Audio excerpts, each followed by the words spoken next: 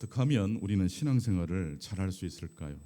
어떻게 하면 풍성한 삶과 풍성한 신앙생활을 할 수 있을까요? 사실 그런 질문을 던져보지 않은 분들은 단 한 분도 안 계실 겁니다. 어떻게 하면 가정이 화목할 수 있을까요? 어떻게 하면 교회가 은혜가 충만하게 될까요? 사실 질문은 거창하지만 대답은 아주 간단하고 단순한 대답으로 대답할 수 있겠습니다. 사실 풍성한 신앙생활의 비밀 어렵지 않습니다. 간단합니다. 그것은 하나님이 좋아하시는 일을 하면 됩니다. 그리고 하나님이 싫어하실 것 같은 일을 하지 않으면 됩니다. 하나님이 좋아하시는 일을 하실 수 있기를 축원합니다. 하나님이 싫어하실 것 같은 일은 그 모양이라도 흉내내지 않게 되시기를 바랍니다. 이게 인생의 풍성한 삶의 비밀입니다. 그래서 올해 저희 교회 주신 표어가 너무 좋죠. 다시 한번 해보실까요? 나는 하나님의 일을 하고 하나님은 내 일을 하신다. 정말 내가 하나님이 기뻐하시는 일에 대해서 고민하고 그 일을 하기 위해서 적극적으로 애를 쓰면, 그의 나라와 그의 의를 먼저 구하면 내 일은 하나님께서 어떻게 하셔요? 책임져 주신다는 말씀입니다. 오늘도 그런 믿음을 가지고 이 예배에 참여하신 분들이 제 눈에 보입니다. 정말 주의 은혜로 이 자리까지 오신 분들 다시 한번 주님의 이름으로 환영하고 축복합니다. 그렇다면 하나님께서 좋아하시는 것과 하나님께서 싫어하시는 것은 무엇일까요? 먼저 하나님이 싫어하시는 것부터 생각해 보면 좋겠습니다. 이런 말이 있더라고요. 신은 가득 차 있는 상태를 싫어하신대요. 우리 어린 자녀들 같이 한번 해보실래요? 하나님은 가득 찬 상태를 싫어하신다. 이 말씀을 또 오해하시면 안 돼요. 하나님 무조건 가득 차 있는 상태를 싫어하신다는 뜻이 아니라, 가득 차 있는 상태가 좋지만 그 가득 찬 상태에 계속 안주하려는 바로 그 마음을 하나님께서 겨냥하셔서 아무리 좋은 것도 안주해서는 된다 안 된다? 안 된다는 말씀입니다. 그런 점에서 볼 때 어제 은혜를 주신 하나님은 똑같이 우리에게 오늘 또 은혜를 주시는데, 은혜를 받는 우리는 어제와 같아요, 달라요? 달라요. 그게 인생의 비밀입니다. 예를 한번 들어보겠습니다. 과일이 익었는데 나무에서 떨어질 생각을 하지 않아요. 아무리 가위로 열매를 따려고 해도 아주 저항을 한다고 생각해 보세요. 얼마나 끔찍한 일이 되겠습니까? 열매가 익으면 반드시 가지에서부터 떨어져야 되거든요. 추수를 할 수 있어야 됩니다. 꽃이 피었는데 꽃이 지기를 싫어한다면 어떻겠습니까? 몇 번은 좋을 거예요. 근데 계속해서 화려한 꽃이 온 세계를 뒤덮고 있다고 생각해 보세요. 봄에 핀 꽃이 아름답지, 이게 여름을 지나 가을, 겨울까지 계속 있으면 계속 감동이 있을까요? 무뎌질 거예요. 어떤 사람이 큰 사업에 실패를 했다고 하십시다. 근데 그 사람이 그 실패를 계속해서 묵상하고 또 묵상하고 숙고하면서 나는 이제 끝났어, 그 실패를 자책하면서 살아간다면 또 어떻겠습니까? 아무리 좋은 것도 아무리 싫은 것도 어느 절정에 다다르면 고집하지 말고 그 자리에서 어떻게 하자? 이동하자는 것입니다. 창세기 1장 31절 말씀 보니까 하나님께서 보시기에 심히 좋았다라고 말씀하신 말씀이 나오는데, 왜 하나님이 이렇게 말씀하셨을까요? 창세기 1장 31절 다 같이 읽겠습니다. 시작. 하나님이 지으신 모든 것을 보시니 보시기에 심히 좋았더라. 저녁이 되고 아침이 되니 이는 여섯째 날이니라. 하나님이 지으신 어떤 것만 좋아하셨나요? 모든 것을 보고 좋아하셨나요? 하나님께서 지으신 모든 세계가 서로 조화, 하모니를 이루면서 이제 운영되는 걸 보고 하나님께서 감탄하신 겁니다. 오롯이 혼자 씩씩하게 존재하는 사람이 있을까요? 혹시 이 세상에 스스로 자발적으로 태어나신 분 계십니까? 부모님이 계셨잖아요. 또한 우리들이 선생님을 통해서 지식을 배우고 인격을 또 배웠지 않습니까? 저절로 크는 사람 없습니다. 혼자 힘으로 존재할 수 있는 사람은 없습니다. 그렇다면 우리는 스쳐 지나가는 만남까지도 어떻게 여겨야 됩니까? 소중히 여겨야 됩니다. 다시 안 볼 생각하니까 사람들이 막 거칠게 대하거든요. 근데 이게 그 사람과의 나의 만남이 돌고 돌아서 언젠가 다시 나에게 돌아오던가요? 그날 누군가에게 화를 내고 하루 종일 살아보세요. 행복하십니까? 화를 낼 뻔했는데 인내했다고 생각해 보세요. 아, 인내하길 참 잘했네. 그냥 참으면 화가 생겨요. 근데 하나님께서 왜 나에게 이런 일을 겪게 하셨는지 다 뜻이 있을 거야 라고 생각하니까 견딜 마음이 힘이 생긴다는 말씀입니다. 만약 벌과 나비가 이 지구상에서 사라진다면 어떻게 되겠습니까? 벌과 나비만 멸종되는 게 아니라 우리 인간들도 영향을 받나요? 엄청나게 영향을 받습니다. 만약 아마존 밀림이 사라진다면 아마존 외의 지역에 사는 다른 사람들이 영향을 받지 않을까요? 우리는 다 연결되어 있습니다. 하나님의 창조 세계는 다 연결되어 있습니다. 모든 피조 세계는 그래서 소중합니까? 소중합니다. 만약 새벽마다 이 거리를 청소해 주시는 청소하시는 분들이 일주일 동안 사라졌다가 다시 나타났다고 생각해 보세요. 일주일 정도만. 어떻게 될까? 이 도시가 난리가 날 겁니다. 지금 우리는 깨끗한 거리를 지나다니잖아요. 누군가 일을 하신 겁니다. 버스를 타고 택시를 타고 전화해서 짜장면을 주문하면 다 배달되잖아요. 이게 당연한 겁니까? 감사할 제목입니까? 감사하지 않을 일이 하나도 없습니다. 다 감사할 내용이에요. 그래서 꼭 아는 사람에게만 인사하지 마시고 지나가는 할머니, 할아버지를 보면 인사를 좀 건네면 좋겠어요. 어디 가십니까? 안녕하십니까? 병원에 오셨습니까? 이 사회를 사실 운영하는 가장 큰 것은 드러나지 않게 일을 하시는 분들이 이 사회를 사실 돌아가게 하는 중요한 역할을 합니다. 사도행전 9장은 사울이 예수 믿는 사람들을 핍박하기 위해서 다메섹으로 갔다가 그 다메섹으로 가는 길 중에 부활하신 주님을 만난 사건입니다. 여러분, 아무리 좋은 것도 강요하면 그것은 폭력보다 더 나쁜 폭력이라고 그랬어요. 지금 사울은 예수를 믿는 사람들을 어떻게 하려고 다메섹으로 가던 중이었습니까? 억압하기 위해서, 그 사람들을 옥에 가두기 위해서 다메섹으로 가던 중이었습니다. 왜 이렇게 다른 사람의 일에 관심이 이렇게 많은지 모르겠어요. 특히 한국 사람들은.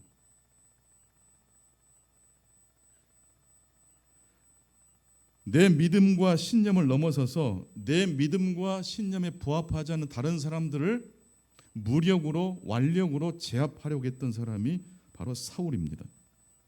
어찌 보면 사울은 가득 차 있는 상태에서 부활하신 주님을 만났던 것입니다. 사울이 어떤 것으로 가득 차 있었습니까? 좋은 것으로, 나쁜 것으로? 나쁜 것으로 가득 차 있는 상태에서 부활하신 주님이 사울에게 나타나신 겁니다. 여러분, 가정에서도요, 부부싸움이 막 일어날 때 있죠. 언제 부부싸움이 가장 많이 일어납니까? 살만할 때. 애들 다 키우고 그때 사실 본격적인 싸움이 시작될 수 있는데, 그 조짐을 지혜롭게 알아차린 분들은요, 싸움을 작심하고 하는 게 아니라 이 부글부글 끓어오는 이 가득 찬 상태를 어떻게 하려고 할까요? 변화의 기회로 삼습니다. 여보, 오늘은 우리 밖에서 밥 좀 사 먹고 오자고. 당신은 늘 외식하는 거 싫어했는데 왜 그래? 아니, 그냥 밥 먹고 오자고. 방금 이분이 남편에게 무엇을 시도한 겁니까? 변화를 시도한 거예요. 여러분, 방안이 공기가 이렇게 탁할 때는 무엇을 해야 됩니까? 창문을 활짝 열어야 돼요. 그 안에서 해결하면 안 돼요. 공기청정기를 돌리는 것보다 창문 열고 밖의 공기가 유입되게 하는 게 좋아요. 사울은 나쁜 것으로 가득 차 있는 상태, 즉 변화가 필요한 상태였습니다. 신은, 하나님은 어떤 상태를 싫어하신다고요? 가득 차 있는 상태를 싫어하셔요. 좀 더 풀어서 말씀드리자면 가득 차 있는 상태는 하나님이 내게 찾아오시기 가장 유리한 상태라고 말씀드릴 수 있습니다. 오늘 예배에 참석하신 분들 중에도 그냥 세상 근심 걱정으로 가득 차 있는 분들 계십니까? 그분들에게 성령께서 역사하시기를 축복합니다. 사실 그런 분들이 하나님 말씀을 듣고 은혜 받거든요. 짜증나고 뭔가 부글부글 끓어오를 때에 하나님 말씀이 우리의 영혼을 터치해요. 그냥 이래도 흥 저래도 흥 그럴 수도 있거든요. 그런 사람에겐 말씀이 감동이 없어요. 근데 뭔가 괴로운 마음이 있고 부글부글 끓어오르는 어떤 마음이 있을 때 성령이 더 역사하시는 것 같아요. 하나님은 그렇다면 사울의 가득 찬 이 나쁜 상태를 어떻게 어긋내셨습니까? 사도행전 9장 3절 말씀 보니까 호련히 하늘로부터 빛이, 강력한 빛이 사울을 덮쳤다라고 말씀하고 있어요. 사울에게 강력한 빛이 임하자 사울의 눈이 떠졌으나 앞을 볼 수 없게 되었다고 합니다. 사도행전 9장 8절입니다. 사울이 눈을 떴으나 아무것도 보지 못하고 사람의 손에 끌려 다메섹으로 들어갔다고 말씀하고 있습니다. 이제 사울은 앞을 보지 못합니다. 즉 다른 사람의 도움을 받아야 겨우 일상생활을 할 수 있다는 뜻이에요. 화장실도 내 힘으로 갈 수 없어요. 내가 할 수 있는 게 별로 없어요. 누군가의 도움을 지금까지 한 번도 받아보지 않고 살았던, 자기 신념으로 똘똘 뭉쳤던 사울이 이제 앞을 보지 못하게 됐어요. 말도 못하게 돼버렸어요. 이런 상황을 사울이 직면하고 있습니다. 이때 사울의 입에서 이런 말이 터져나와요. 사도행전 9장 5절, 주여 누구시이니까? 주여 누구시이니까? 이런 혼동의 와중에 사울이 주여 누구시니까? 이 빛이 보통 빛이라고 생각하지 않았던 거예요. 이 빛을 통해서 하나님께서 내 인생을, 내 운명을 지금 변화시킨다는 걸 알아챈 거예요. 그래서 사울은 주여 누구시입니까? 라고 물었던 것이고, 그러자 나는 네가 박해하는 예수다라고 부활하신 주님께서 사울에게 말씀해 주셨습니다. 예수 믿는 사람을 핍박했던 사울, 예수를 저주받아 죽은 사람이라고 해석했던 사울이 이제 자신이 지금까지 믿고 신뢰했던 신념이 무너지는 엄청난 경험을 하게 된 것입니다. 근데요, 여러분, 야곱이 누구랑 씨름하다가 환도뼈가 부러졌죠? 그리고 운명이 바뀌었죠? 마귀랑 싸웠습니까? 천사랑 씨름하다가 운명과 이름이 바뀌었습니까? 그러니까 세상에서 방황하지 마시고 천사와 씨름하시다가 운명과 우리의 존재가 바꿔지는 저와 여러분 되시기를 바랍니다. 술집에 가서 고민하지 마시고 하나님의 말씀을 찾으시기 바랍니다. 지금 사울은 적어도 누구랑 씨름을 하다가 운명이 바뀌었어요? 부활하신 주님을 대적하다가 운명이 바뀐 거예요. 진짜를 반대하다가 진짜가 진짜라는 사실을 알게 된 거예요. 우리 교회도 그런 분들 계실 거예요. 전도하러 오신 분들에게 막 핍박하고 하다가 결국은 예수님을 믿게 되신 분들, 그런 분들이 나중에 전도를 어떻게 하시던가요? 엄청나게 잘하세요. 속을 썩여본 사람들은요, 심리 파악을 잘하거든요. 사울은 어떻게 해서 부활하신 주님을 만났습니까? 자기 능력을 발휘하지 못할 때입니까? 자기 능력을 발휘할 수 있었을 때 부활의 주님이 사울에게 나타나셨습니까? 앞을 보지도 못하고 말도 잃어버리고 겨우 주님 누구십니까? 라고 한마디 했을 때 부활하신 주님이 사울에게 임재하신 거예요. 첫 번째 메시지입니다. 내 경험과 내 지혜를 사용할 수 없을 때 하나님께서 우리를 찾아오신다는 말씀입니다. 같이 한번 해보시겠습니다. 내 경험과 내 지혜를 사용할 수 없을 때 바로 그때 하나님 우리에게 찾아오신다. 여러분, 여러분의 삶의 주인은 누구십니까? 여호와 하나님이십니까? 그런데 언제 하나님이 내 인생의 주라고 고백을 여러분들은 하십니까? 주일날 예배드리면서 신앙 고백하실 때 말고 언제 평상시 하나님이 나의 주가 되십니다. 하나님 없이는 제가 한순간도 할 수 없습니다라는 고백을 언제 하십니까? 건강할 때? 일이 잘 될 때? 내 지혜가 멈추고 내 능력이 실력 발휘를 못할 때 비로소 사울이 주님을 찾았고 우리 역시 그때 누가 내 인생의 운명의 키를 쥐고 있다고 고백합니까? 어느 교회 목사님께서 설교를 하시다가 한 예화를 들으셨는데 제가 그걸 듣고 너무 감동을 받아서 그 이야기를 한번 같이 나누고 싶어서 말씀을 드립니다. 어느 교회 그 건물 옆에 큰 주차장을 소유하신 한 분이 계셨답니다. 근데 이분은 주일에 회사가 그 주차장을 사용하지 않기 때문에 교회가 주일마다 이 주차장을 사용할 수 있도록 배려해 주셨대요. 얼마나 감사합니까? 그런데 희한하게도 52주를 다 빌려주면 좋은데 52주 중에 51주만 빌려주고 1년에 한 번은 사용 못하게 조건을 걸고 주차장을 사용하도록 배려해 주셨답니다. 교회 입장에서는 감사해요, 감사하지 않아요? 그냥 감사해요? 엄청나게 감사하죠. 이 서울에서는요 주차 전쟁도 이런 전쟁이 없습니다.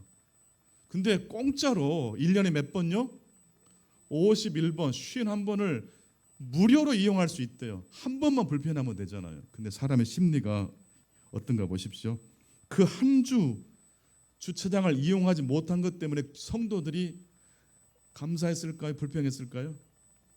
투덜투덜대고 불평을 하셔서 교회 목사님이 주차장 주인에게 그 회사 상사님께 어렵게 또 말을 꺼내셨대요. 왜 빌려주신다고 했을 때 그냥 52주 전체를 빌려주시지 한 번은 제외하셨냐고, 혹시 그 한 번도 빌려주실 수 있지 않냐고 라고 물었던 것인데, 그러자 이 주차장 주인이 뭐라고 말씀을 하셨냐면, 불편한 줄 압니다.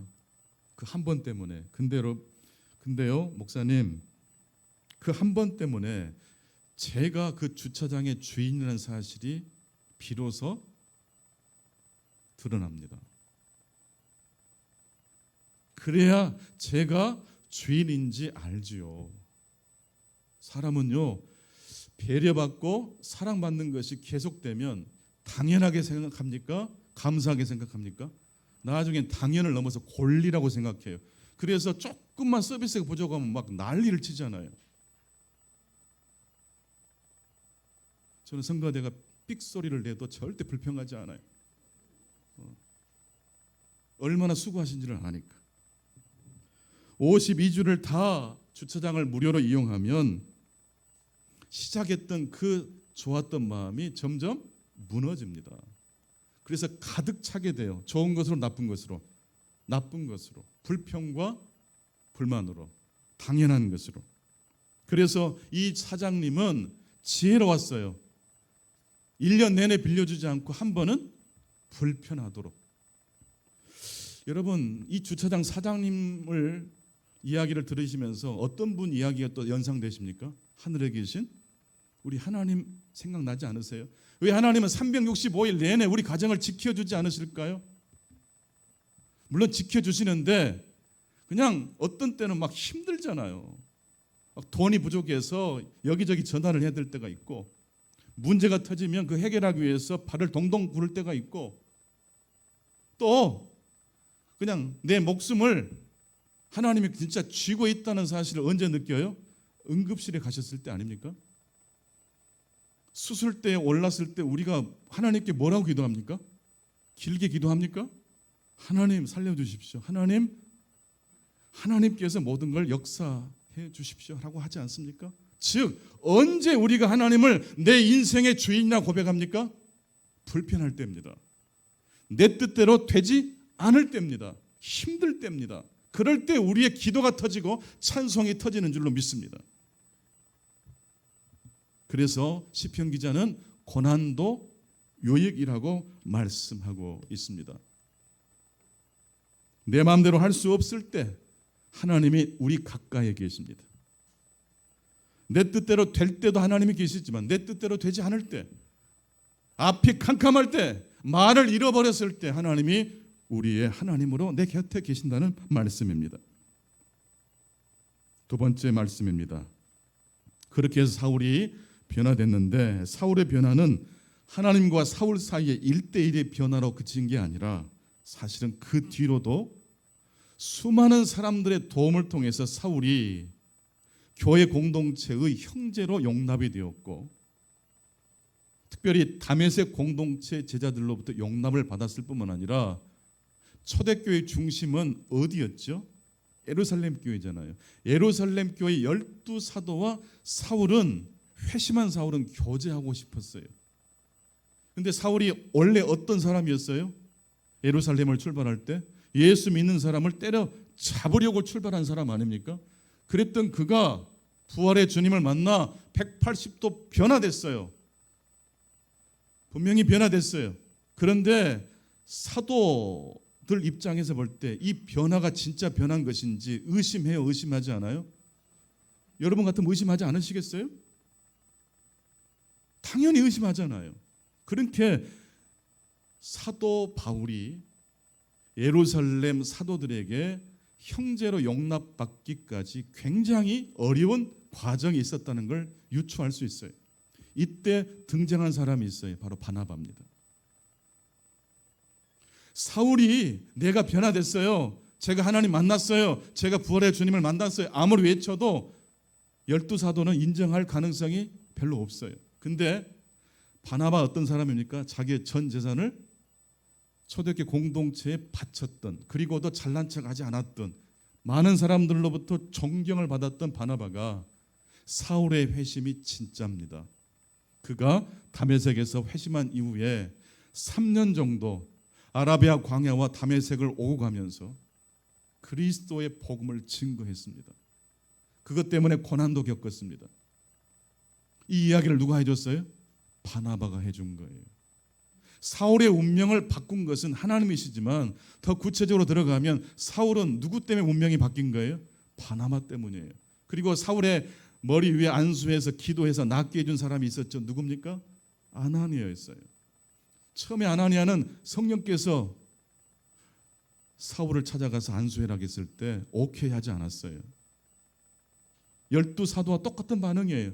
그 악당, 그 악독한 사람을 어떻게 용납합니까? 부활의 주님께서 다시 한번 권면했을 때 아나니아의 마음이 열린 거예요. 여러분, 하나님을 인생의 주인으로 고백하실 수 있기 바랍니다. 그리고 하나님께서 사람들을 통해서 우리의 운명을 바꾸고 변화시킨다는 사실을 믿고 신뢰하실 수 있기를 바랍니다. 사도행전 9장 26절로 28절을 보게 되면 사울의 변화에 도움을 준 사람들이 나옵니다. 아나니아, 그리고 다메섹의 제자들, 그리고 바나바입니다. 26절부터 함께 화면을 통해서 읽겠습니다. 시작. 사울이 예루살렘에 가서 제자들을 사귀고자 하나 다 두려워하여 그가 제자됨을 믿지 아니하니 바나바가 데리고 사도들에게 가서 그가 길에서 어떻게 주를 보았는지와 주께서 그에게 말씀하신 일과 다메섹에서 그가 어떻게 예수 이름으로 담대히 말했는지를 전하니라. 사울이 제자들과 함께 있어 예루살렘에 출입하며. 세 번째, 마지막, 사울의 변화가 우리에게 주는 메시지가 무엇일까요? 첫 번째, 사울의 변화는 사울 개인의 변화로 머물지 않았습니다. 사울의 변화를 용납했던 다메섹 공동체와 예루살렘 교회에 큰 영향을, 큰 은혜를 끼쳤습니다. 그래서 오늘 본문 마지막 절을 보게 되니까 이 일 이후에 예루살렘 교회가 어떻게 됐어요? 평안하고 든든히 서가고 주를 경외함이, 성령의 위로함이 더 가득 넘쳤을 뿐만 아니라 제자의 수가 더 많아졌다라고 말씀하고 있습니다. 한 사람의 회심이 다메섹 공동체와 예루살렘 교회의 부흥을 가져왔다는 말씀입니다. 변할 것 같은 사람이 변해도 은혜가 되지만 사울은 어떤 사람이었어요? 사실 변할 가능성이 전혀 있었어요, 없었어요? 없었어요. 사울은 어떤 사람입니까? 예수 믿는 사람을 죽이려고 했던 사람이에요. 그랬던 사람이 변화됐다는 것은 오늘 우리에게 주는 메시지가 무엇입니까? 어떤 사람도 다 변화될 수 있다라는 진리입니다. 과거의 어떤 상처 때문에 사람에게 실망을 하신 분이 계십니까? 그래서 사람을 믿지 않고 불신에 가득 차 계신 분이 계십니까? 이런 분은요, 사람에 대해서 실망했다기보다도 사람을 변화시키시는 누구를 믿지 않는 거예요? 하나님을 믿지 않는 거예요. 우리 충강교회가 저는 더욱더 부흥하고 은혜가 넘치는 교회가 되기를 소망합니다. 주보 뒷면을 보면 그러기 위해서 이런 말씀 구절들이 쓰여져 있어요. 우리 교회는 앞으로 이단에서 나오신 분들이 안심하고 신앙생활을 할 수 있는 교회가 되기를 원합니다. 크게 좀 아멘 좀 해주세요. 이분들 어디로 갈 거예요? 기존 한국교회가 이분들에 대해서 관심이 있나요, 없나요? 없어요. 여러분, 사울에 대해서 예루살렘 교회가 처음부터 관심이 있었나요, 없었나요? 없었다니까요. 나와 비슷한 경향과 지향점을 가진 사람만 사람들은 좋아해요. 그런데 사울을 다메섹 공동체가 용납했고 사울을 예루살렘 교회가 용납했더니 어떻게 되었다고요? 예루살렘 교회가 흥왕했어요. 또한 우리 교회는 3040 세대가 부흥하는 교회가 되기를 소망합니다. 그러려면 5060과 7080의 격려와 위로와 기도가 필요해요. 3040 세대들이 자기들끼리 위로를 못 받아요. 근데 나이가 지긋하신 우리 권사님 장로님들이 박수 쳐주면 눈물 나요. 지난 주일에도 우리 3040 데이 하면서 우리 성철 장로님이 7080, 5060 기성세대를 대신해서 편지를 너무너무 잘 써주셨어요. 3040이 얼마나 위로가 됐겠어요. 우리 교회 5060은 우리 교회의 허리와 같은 굉장히 중요한 역할을 맡고 계십니다. 그분들이 그 역할을 잘 감당할 수 있도록 격려해 주시고 기도해 주실 수 있기를 바랍니다. 우리 교회가 왜 50주년 예배당을 새롭게 지으려고 합니까? 그냥 이대로 가도 문제 없어요. 6.25도 우리들이 거쳤는데요. 근데 왜 이걸 하려고 합니까? 가만히 있으면 아무런 일이 일어나지 않습니다. 불편한 일, 내 생각과 조금 다른 어떤 일에 대하여 하나님이 말씀하실 때 믿음으로 응답하실 수 있기를 축원합니다. 그럴 때 지경이 넓어져요. 은혜의 그릇이 더 확장된다는 뜻이에요. 우리는 다 가능성이 있는 사람만을 만나려고 합니다. 근데 하나님은 바나바에게 가능성이 보이지 않지만 내가 변화시킨 사울을 예루살렘 교회 형제들에게 소개해달라고 말씀해 주셨어요. 사람에 대한 신뢰는 사람에 대한 신뢰가 아니라 누구에 대한 신뢰예요? 하나님에 대한 신뢰인 줄로 믿습니다. 그런 점에서 저는 모든 성도님들이 하나님의 손 안에 있다는 사실을 믿습니다. 하나님이 못 고칠 인생은 없습니다. 하나님의 주권과 섭리에 순종할 때 하나님은 놀라운 기적과 은총의 역사를 일으켜 주실 줄로 믿습니다. 출발부터 약점을 가지고 출발했던 사울이 다메섹에서 변화됐던 것처럼 출발부터 어떤 약점과 핸디캡을 가지고 삶을 시작하신 분에게도 오늘 이 말씀이 크신 하나님의 은총으로 다가오실 수 있기를 바랍니다.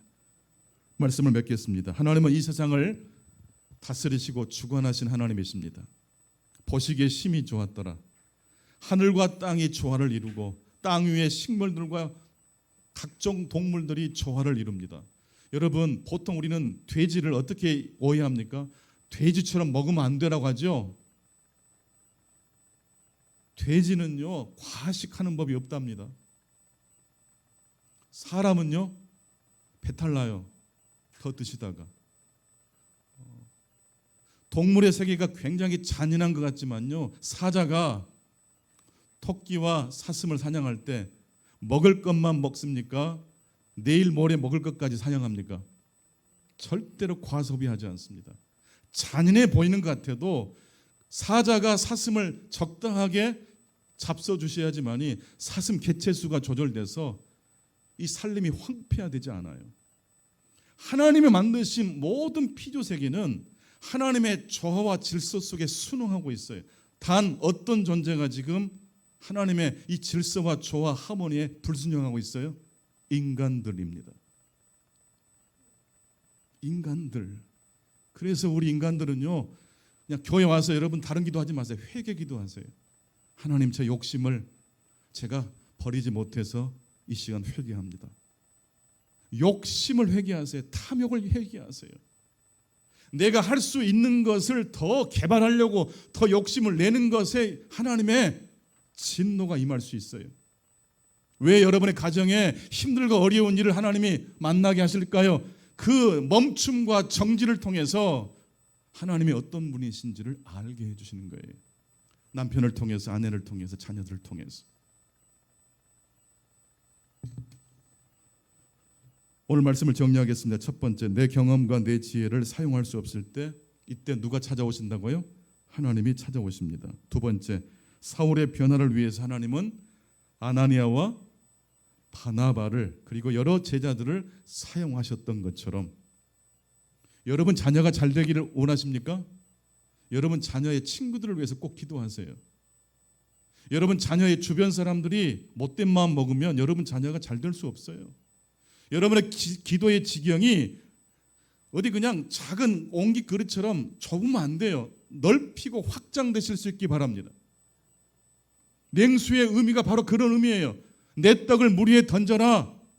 내 자녀에게 던지는 게 아니에요. 불특정 자수가 이 작은 정성을 통해서 위로받게 해라.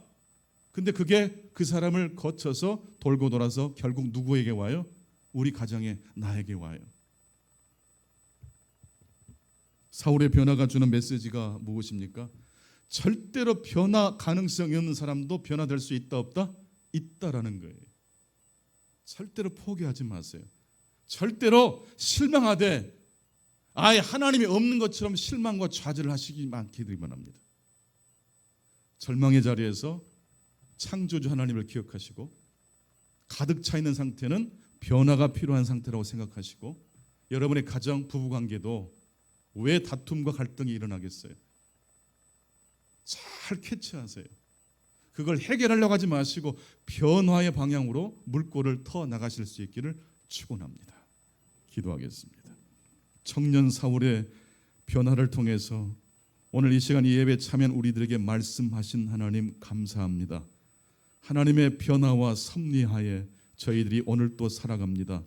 입술로만 고백하는 것이 아니라 인생의 고난과 역경의 자리에서 우리의 마음과 진심을 담아 풍부에 처할 줄도 알고 비천에 처할 줄도 알아 하나님 영광을 높이 올려드립니다.